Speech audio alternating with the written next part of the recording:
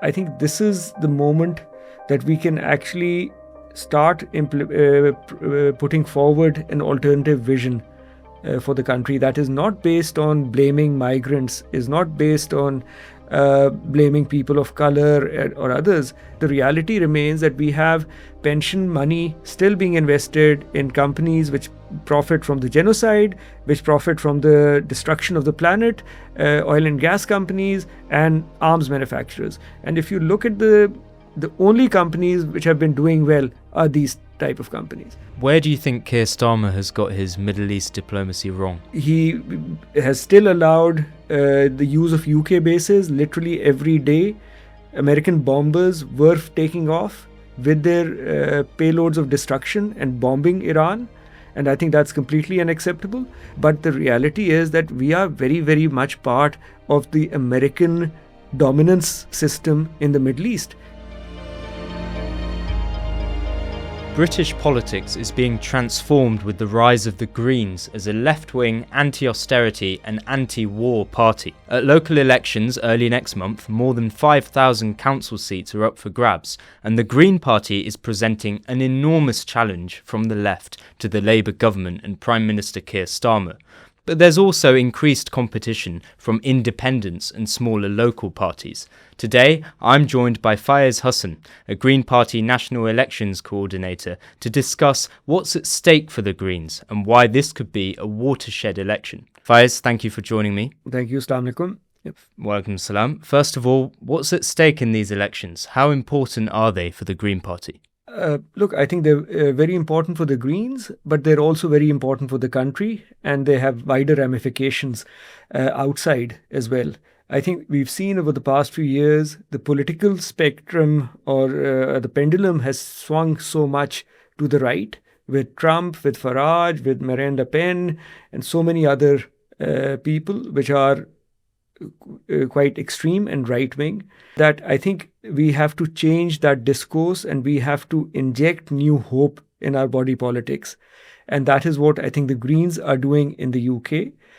And these elections come at a critical time because I think this is the moment that we can actually start putting forward an alternative vision for the country that is not based on blaming migrants, is not based on blaming people of color or others, but it identifies that the real issue is not race, it's class and the concentration of wealth and power in a very tiny, small group of people.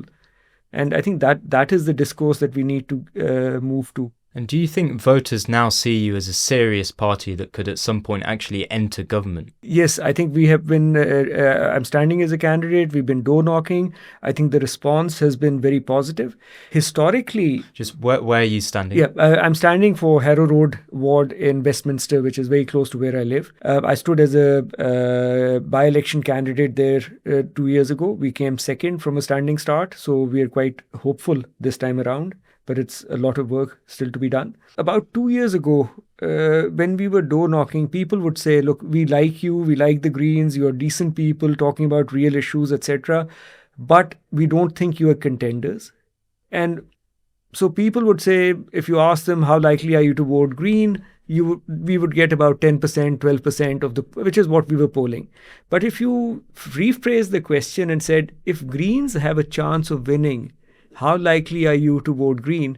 Then that 10-12% would become 45-48%. And I think that is what is happening now, that because of how we are doing in the polls, how our leadership is cutting across in the media, how Labour is falling apart, how reform has been shown to be very, very ineffective in places that they have won, I think people are willing to give the Greens a chance, and that's why we expect a lot of surge in the May elections, and that is what we are preparing for. So what are the major issues that the Green Party is campaigning on? Look, the major issues are about cost of living, they're about housing, rentals, the fact that we are paying too much for very poor quality housing, that the young people have no chance of getting onto the housing ladder. There are other issues in terms of squeezing spending for public services, continuation of austerity, Tory austerity, now Labour austerity. And I think also this sheer concentration of wealth in the hands of a very small group of people. And then there are other issues which are sort of, if my ward is a central London ward, there are issues around antisocial behavior, about litter on the streets, about people speeding through roads, etc. So these are local issues. These are local specific issues to different areas. They're local issues. So and I think at the end, I think there is a lot of overlap between local issues and national issues and international issues, and they all, I mean, this sort of completely illegal war in Iran has created a cost of living crisis that will come and hurt each and every one of us. So this idea that this is somehow a conflict far away is just not true. It is going to affect us. It's already affecting people. We have fuel poverty already that will get exacerbated. So these are all interlinked issues. And are you also campaigning for councils to divest from pension funds that are linked to Israel? Yes, I think that has historically been our policy. I think we have been supporters of BDS, I think, for more than 15 years. And I think we've been, wherever Greens are in councils, we've been pushing for this. It has been very difficult because the councils have shut down debates. They have pretended that they've divested from here, but then you realize that in another pocket, they still have this. They sort of make arguments that, oh, this is a passive investment, so we can't really tell people what to do. And again, these are very flimsy arguments. And the reality remains that we have pension money still being invested in companies which profit from the genocide, which profit from the destruction of the planet, oil and gas companies, and arms manufacturers. And if you look at the only companies which have been doing well are these type of companies. Right? So you think that the climate change issue is actually related to the foreign policy issue and wars in the Middle East? No, absolutely. I think these are linked. I think our historic policy or sort of reliance on oil and gas, which is, and a lot of it is from the Middle East, keeps us very vulnerable. And if we had invested far more in renewable energy, etc., we would be less exposed to these situations. So these are interlinked. And and so I think it's important we look at it in a holistic manner. So where do you think Keir Starmer has got his Middle East diplomacy wrong? Or has he got it right this time around? I don't think he's got it right. I think he has still allowed the use of UK bases literally every day. American bombers were taking off with their payloads of destruction and bombing Iran. And I think that's completely unacceptable. I think he is still providing intelligence and support to Israeli operations, whether in Gaza or in Lebanon. Again, that is wrong. I think, yes, I'm glad that he has pushed back on sending our Navy and other units in harm's way. But the reality is that we are very, very much part of the American dominance system in the Middle East. We have air bases, we have bases in Bahrain. I mean, you hear these things that in Iraq there was a Australian military base and a British military base and some NATO bases. I have no idea what those people are doing and what part of the North Atlantic is Iraq, but these things only come up when a crisis hits. So when the Prime Minister says we're not involved in the war, we're not going to get involved, you don't think this will be convincing to voters? No, I don't think it is convincing to voters. Look, I appreciate he's not gone the Tony Blair war criminal route of participating with troops on the ground as they've done in Afghanistan and Iraq.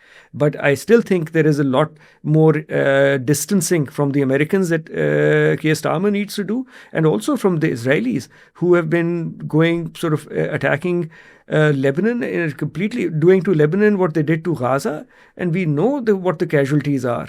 And again, the level of condemnation from the UK government is very lackluster. Now, I want to turn to quite an important issue that will be on the minds of many people who like the Green Party and like its policies, and that's the fact that there's also your party, led by Jeremy Corbyn, which in these elections is supporting a range of independents and independent groups in different areas. How are you navigating this? Yeah.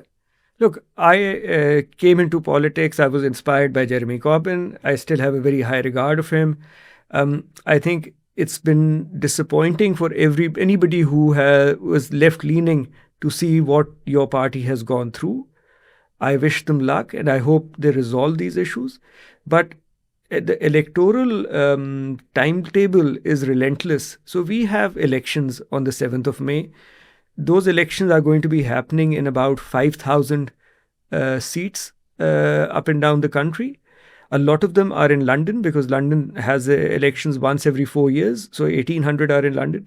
And the Greens are standing in probably 80 or 90% of those seats. And in vast majority of those seats, we are the sole voice against the genocide, proposing a left-wing solution to the country's problems. So we have no quarrel with our friends in your party and other related things. But for this election, we are by far the main sort of army or units which are pushing back against reform and pushing back against Labour. And we hope and we expect that voters will vote accordingly. What would a real electoral alliance with your party or local independents look like? Look, I think it depends on what the electoral contest is like, right? So you have, in London, you have every ward has maybe 3 candidates, etc. So there is a way to cooperate without actually anybody stepping away completely from a ward. So that's one thing. Then we will have London elections where, again, people will have 3 votes, one for the mayor, one for the regional seat, and the third is for the London-wide assembly seat. Again, there's ample room for cooperation. And then we have general elections, which are 2-3 years ago, where we must make sure that we do not, we have a certain level of cooperation to make sure that the likes of Keir Starmer or West Streeting and others are given an electoral defeat. So we should work together. We all need to learn from the lessons and our mistakes from 2024, from your party's things. So, and I think we have time to get organized. And I think we have to get organized. And we've seen what the French have been able to do with the wider alliance between the left and the Greens. And I think that's something which we should do as well. But more immediately in May, I mean, there are places like Birmingham where the Greens and Independents are competing against each other. What do you see happening there? Look, when I stood for my role, all our roles are internal elections. I actually sort of campaigned on a platform of that we need to build strategic alliances. And I wish we had done that. I think a lot of that was because of some of the challenges that your party was facing. I think there will be some areas where we will end up competing against each other. But hopefully in sort of 90% of the seats, I think there will be no conflict. So, thank you for that. Yeah. Now, how do you respond to claims from parties like Reform that your politics are divisive? Reform has accused the Greens of using sectarianism. How do you respond to that? Look, I think that's a completely bogus argument. I think they're sore losers. I think they got very upset when we started using some multi-language leaflets which had information written in English, but also in Bangla, in Urdu. And there were the Turkish campaign videos as well. And campaign videos. And look, people have used multi-language materials since the 1960s. I think Priti Patel was very upset about it till somebody pointed out that during the 2019 general election campaign, there was a video about a Hindi song about how wonderful Boris Johnson was and how dangerous Jeremy Corbyn was. So I think it's the typical far-right sort of behavior, right? That when they do it, they justify it. When somebody else does the same thing, they attack it as some sort of nefarious thing. And the reality is, I think reform has been attacking the migrant community, the Muslim community. They've made statements like, "Oh, we should stop giving visas to Pakistanis." I think Zia Yusuf talked about we should stop giving visas to Caribbean people because they're nationals, because they're asking for some discussion on reparations, etc. So when you have a party which is deliberately stoking hatred against a particular community, we should not be surprised that that community does not like that party and votes against that party. And there have also been claims by Reform of electoral fraud. So after the Gorton and Denton by-election, they said there was family voting. There was then an investigation and it was found that there was no evidence of that. No, absolutely. And again, these are people who make these comments who are so losers. There was no evidence. I was in Gorton and Denton. We had a situation where a Chinese couple came and said, "My wife doesn't speak English. Can you provide her with something on Mandarin?" The person did that. No problem. I think these are sort of attempts to deliberately discredit the democratic system when the results go against them. And again, look, there was a large Muslim community in Gorton and Denton. They ended up voting for a white, blonde, working class plumber and a party which was led by a Jewish man. I think we should welcome that. This was a community which had long supported Gerald Kaufman, who's a very famous Labour politician who was a Labour MP and Jewish. So this community did not have any problem with that either. So now to sort of portray them as something negative, I think is just very unfair. There are also claims that the issue of Gaza is a niche, sectarian, purely Muslim concern. What would you say to that? I couldn't disagree more. Look, this is, we are watching genocide play out in real time. It affects each and every one of us. If you look at some of the pro-Palestine anti-genocide marches, it's an incredibly diverse group of people. It's people of all religions and none. There are all colors, all backgrounds, all age groups. There is always a large Jewish contingent. There's a large LGBT contingent. So to portray this as something only a small group of Muslims care about is deeply wrong. I think what has happened has offended each and every one of us. And I think it is right that it should be an important political issue, because we cannot be living in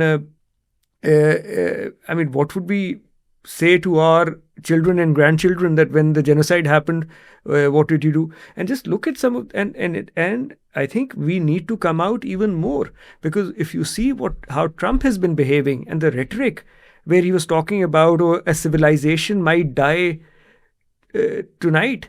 I mean, this sort of genocidal rhetoric, I mean, that has to be combated. And that should be one of the main issues facing politics, and sort of saying, no, just go and talk about potholes. That's not the politics that we believe in, and that's not the politics that a vast majority of people believe in. You've spoken about genocide in Gaza. I note that the Greens were the first party in the country to declare what Israel was doing as genocide. Do you think the Greens have really moved the dial on political discourse? I think we have, and I think we will continue to do that. But I think the reality is that, look, I mean, what has been happening in Gaza itself is undeniable. And so a lot of people who would give Israel the benefit of the doubt, etc., that is no longer sustainable.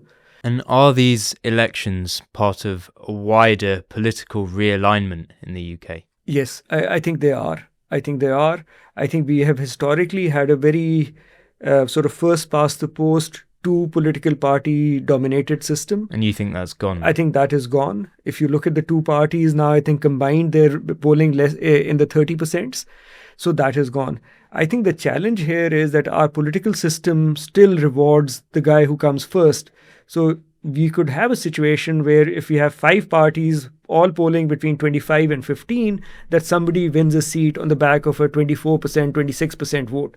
And I think that is a real threat to the system.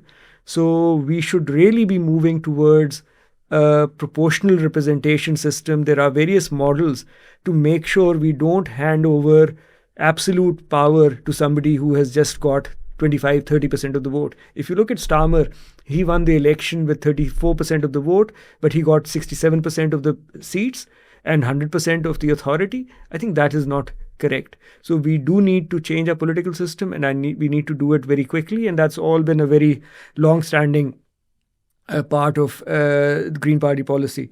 When I was door knocking in Redbridge, I came across a reform canvasser, and he had a sort of a Union Jack waistcoat and all the works. And he came to me and he said, "You know what, Greens and Reform, we agree on PR." I said, "Yeah, that's probably the only thing we agree on." But that was 2 years ago. Now Reform does not want PR. Reform is very happy to win the election on the back of a mid-20s thing, and that's why we need to stop them. Faaiz Hasan, thank you so much for speaking to Middle East Eye. Thank you.